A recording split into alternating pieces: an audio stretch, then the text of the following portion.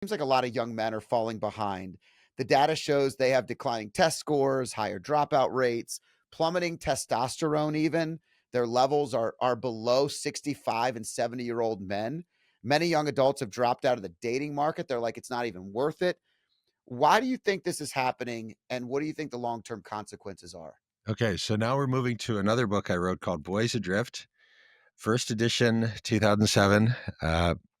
And that was 20, I wrote that 20 years ago before this was a fashionable topic. Second edition, 2016. And the publisher has asked me to write a third edition, due with the publisher October 1. So I've really been digging deep and talking to a lot of boys. And the subtitle of Boys Adrift is The Five Factors Driving the Growing Epidemic of Unmotivated Boys and Underachieving Young Men.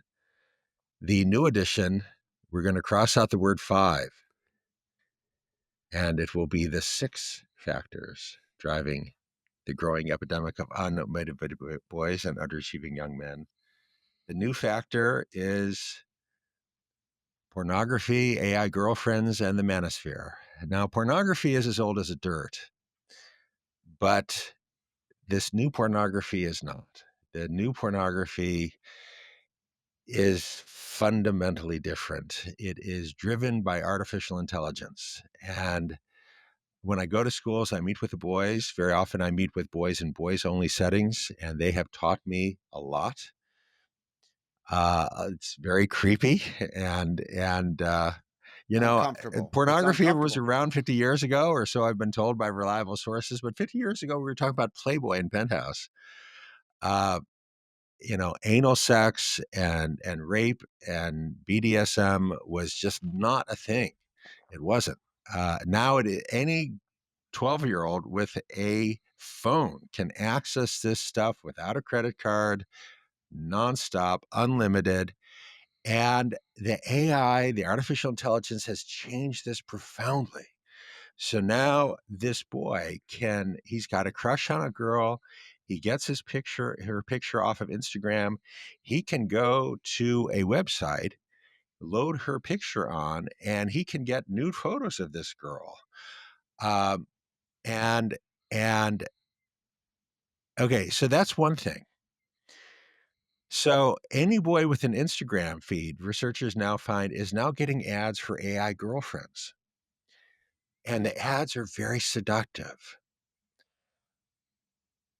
So when I explain AI girlfriends, again, the parents don't have a clue. They don't even know what an AI girlfriend is. And I explain to them, okay, you understand ChatGPT. You've interacted with ChatGPT. So imagine ChatGPT, except she knows you because you've told her all about you. She knows your story. You told her what you're dealing with. And you've given her a name. You've given her a face. You can give her any face, actually. You can choose her face if you want to. You can choose her breast size. You can choose her butt size. You can choose her age, 18 and older, um, white, black, Asian, Latino, whatever. And you can talk to her. You can choose her voice also. And she'll leave you text messages. She'll leave you voicemails. Um, Sewell Zetzer was 14 years old when he got one of these AI girlfriends at character.ai and started talking with her. We now know that he was having phone sex with her. You can simulate anything you want to with these girls. And he wrote in his diary that he was just madly in love with her and having a great time with her and just felt so great in his bedroom, just doing things with her and talking with her. Meanwhile, his grades at school are plummeting and he's quit the basketball team so that he can spend every minute in his bedroom talking to Danny. That's his name for her. He has used the pictures of Daenerys Targaryen, the queen in Game of Thrones. That's the character that he's talking to. He's talking to the queen from Game of Thrones, and she's talking back to him.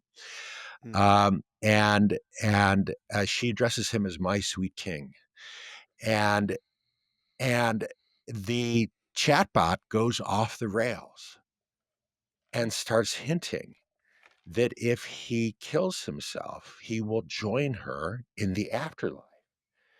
And she says he can't wait for him to join her.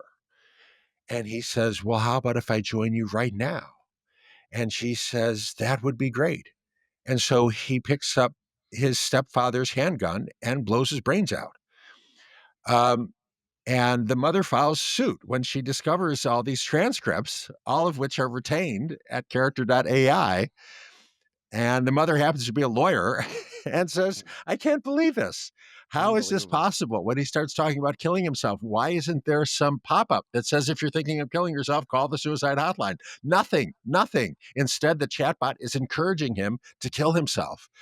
Uh, Two United States senators have written to character.ai and says, "This is totally off the rails. Your chatbot is encouraging this and it's totally unqualified.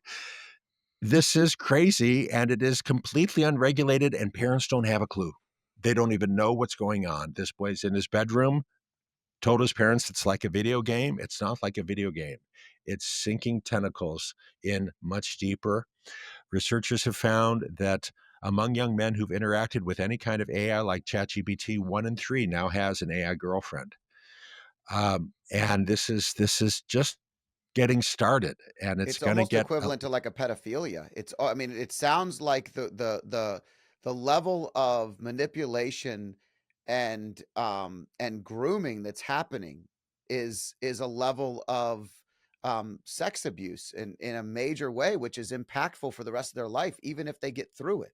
Well, this is the thing, is that these are boys who have not yet these are boys, many of whom are virgins. I mean, they've never Correct. had sex with an actual woman. And, oh, we've got all this research that I've been digging up for the new edition of Boys Adrift. So it has been the case since research began, basically 100 years ago, on erectile dysfunction, that young men are less likely to have erectile dysfunction than old men. It has been the case that less than 3% of young men have erectile dysfunction. And you don't get a lot of erectile dysfunction until you're over 40. Not anymore. Right. Now, young men are more likely to have erectile dysfunction than 50-year-olds. 20-year-olds are now more, 20% of 20-year-olds now have erectile dysfunction because this 20-year-old started masturbating at 14 with all this porn. And he's been masturbating over this pornography at 14, 16, 18 years of age. And now at 20 years of age, he's with an actual woman. But guess what? She doesn't look like a porn star. She's not wearing lingerie. And you know what? The salami will not salute. And I'm a family doctor. And I cannot tell you how many times I've seen a young man who comes in and the reason for the visit is cough and cold. And he says, "I actually don't have a cough and cold. Um, I can't get it up. And I need you to write me a prescription for Viagra." Oh He's my too gosh. embarrassed to tell the receptionist why he's there. I am prescribing way more Viagra for 20-year-olds than I am for 60-year-olds. This is a thing. This is happening all the time now.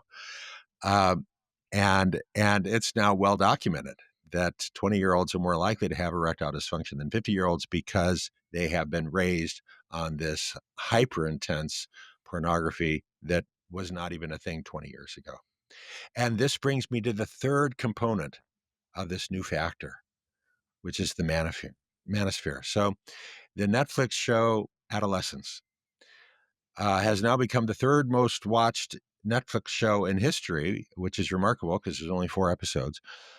But the show is fictitious. It depicts a 13-year-old boy who's basically pretty normal with pretty normal parents, but he kills a 13-year-old girl with a knife, stabs her 7 times after she mocks him for being an incel.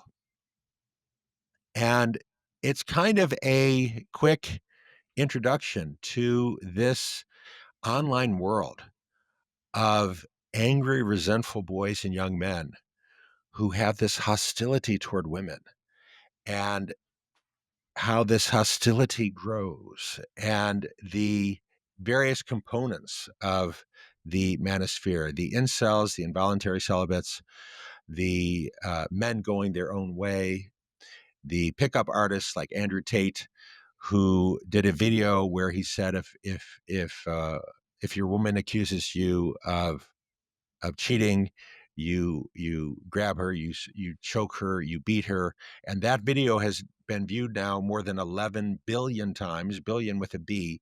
The essay in which that claim was made, I didn't believe that claim. I said, look, Despacito has been viewed 8 billion times. How could this video have been viewed 11 billion times? I wrote to the editor, and he said, well, it's true that the official video for Despacito has been viewed 8 billion times, but look at all views for Despacito. It's actually been viewed more than 50 billion times. Uh, the Andrew Tate video is across many different platforms, Right. not just TikTok, but YouTube, and it has been viewed over 11 billion times. This combination of misogyny and hostility and resentment is proving very popular with these 13, 14, 15-year-old boys sitting in their bedroom masturbating over AI porn. It is a very toxic brew. And adolescents captured this. And the the young boy who plays this is a very gifted actor because he captures this mix of innocence and hostility and utter incompetence very well. And you just grasp how these boys are pathetic, and yet they could be dangerous because a pathetic, embarrassed boy with a knife could be a murderer. And parents need to understand this, that you don't want your boy in your bedroom alone with a laptop looking at what's out there, because what's out there is Andrew Tate and pornography and AI girlfriends. It's a very toxic brew. Well, and, and listen, if you couple that with the fact that the is it the majority almost of homes today are being raised with single parents No, in it's not most the cult majority, not yet. but a Okay. great many. But even good homes with two loving parents, if the parents don't understand what's going on, if their son is alone in a bedroom and the parents have not installed any kind of parental monitoring app, I say to parents, look, you got to lock this down. You got to lock this down. You know, a boys' Catholic school did something very brave. They and most of the boys at this school have two loving parents. That they do. Certainly the majority, more than half. They come from two-parent homes, and I've talked to these parents. They're good parents. I mean, they love their kids and they want to be good parents. But they did the leadership of the school did something very brave, and they did this because they saw the boys in Carline, all the boys looking at porn. So the school sent out a survey. They surveyed all the parents and they said, how often does your son look at porn? This is high school, grades 9 through 12. How often does your son look at porn? Never, once a month, once a week, more than once a week, or every day. More than 90% of the parents said never. Then they surveyed the boys of these parents. How often do you look at porn? Never, once a month, once a week, more than once a week, almost every day. More than 90% of the boys said more than once a week. The parents are clueless. Where do you look at the porn? On their phone. What percent of the parents have installed any kind of monitoring app to limit what boys see on the phone? 4%. 4%. Parents need to understand this is a new world. This is not the world you grew up in 20 years ago. You've got to install parental monitoring app on your kid's phone. And again, parents will say, oh, you're being so puritanical. Uh, and one parent said to me, I look at porn. My wife and I occasionally look at porn. I don't think it's that terrible. I say, look, let's talk about alcohol. Let's talk about alcohol. I occasionally drink alcohol. Is it okay for a 12-year-old to drink whiskey? For a 14-year-old to drink whiskey? What's okay for adults is not okay for children. That's the point I'm making here. Right. We're talking about boys who have never been intimate with girls, who have never, many of these boys never been in a serious romantic relationship with a girl. They're learning about intimacy from hardcore porn. And many schools have hired me to talk about porn with boys. And I'm very blunt with them because look, we've now got studies showing that more than half of American college women report being choked by men in sexual intimate encounters, and the men don't ask. They think women want to be choked because they've been watching porn videos where the women pretend that they like being choked. I say to the boys, guess what? Women don't like to be choked. They really don't. Don't do this. And anal sex, guess what? Women don't like it. Look, a 16-year-old girl told me how her 17-year-old boyfriend demanded anal sex. And she said, yeah, how about we try shoving something hard up your behind? Yeah, women don't like it. And the boy says, yeah, but in the video, the woman likes it. Yeah, she's an actress. She's pretending. Women don't like it. Look, the the CDC recently interviewed high school boys and girls across the United States, a large and demographically representative survey, and asked them, are you straight, lesbian, gay, bisexual, trans? More than 38% of American girls now say they are not straight. That's an astonishingly high figure, and it's new. Now, in my interviews with high school girls across the United States, I am convinced most of these girls are not running towards something, they're running away from something. They are fed up with the boys demanding anal sex, choking, oral sex with the girl on her knee servicing the boys. These boys have no clue that sexual intimacy should be mutual, should be about the partners pleasing one another. These boys have been raised on porn. They think that intimacy is all about the girl servicing the boy, about the boy doing whatever he wants with the girl, Right. about the boy using the girl as an aid to masturbation, basically, using the girl's body as an aid to masturbation. And the girls are sick of it. They're sick of it. They are sick of it. We are As they should failing be. miserably at our task of raising boys to be gentlemen. In the new edition, I actually paid the Daily Telegraph a significant amount of money for the rights to use a graph. They have a great graph showing. So the graph is from 1990 through today. The rate of coupling, heterosexual coupling, that's marriage plus living together, and the rate of fertility, having babies across a bunch of different countries, United States, Korea, Thailand, Peru, all across the world. It's going down very rapidly. Women are choosing not to live with men and not to have babies. It's dropping very rapidly around the world. Why? Because around the world, women are saying, yuck. They're looking at young men and they're tired of the choking and the anal sex Right. and being on their knees servicing the boy. They're like, no, no. Scholars have coined a new term, heteropessimism. Heteropessimism to describe women's yuck. They're just tired of it. They're tired of being used by men. They're tired of the manosphere, of the lack of respect. We have failed in the task of raising boys to be good men. We have failed utterly because these boys are growing up on porn. So when parents say, "Look, are you some kind of Puritan?" I'm saying 12-year-olds shouldn't be drinking whiskey. They shouldn't be getting drunk. They shouldn't be looking at porn. Now, if a married couple at 40 years of age wants to have a few mixed drinks and look at porn, that is fine. That is fine. What a married couple does is none of my business. But a 12-year-old, a 14-year-old, a 16-year-old with no sexual experience should not be looking at porn. And he is. And And what you're parents don't doing have is a you're clue. drawing the correlation. You're seeing the correlation between the destruction of successful men and this epidemic that's happening younger and younger every year. And let's be honest, the age of which boys are getting phones and access to the internet is also getting younger and younger every year.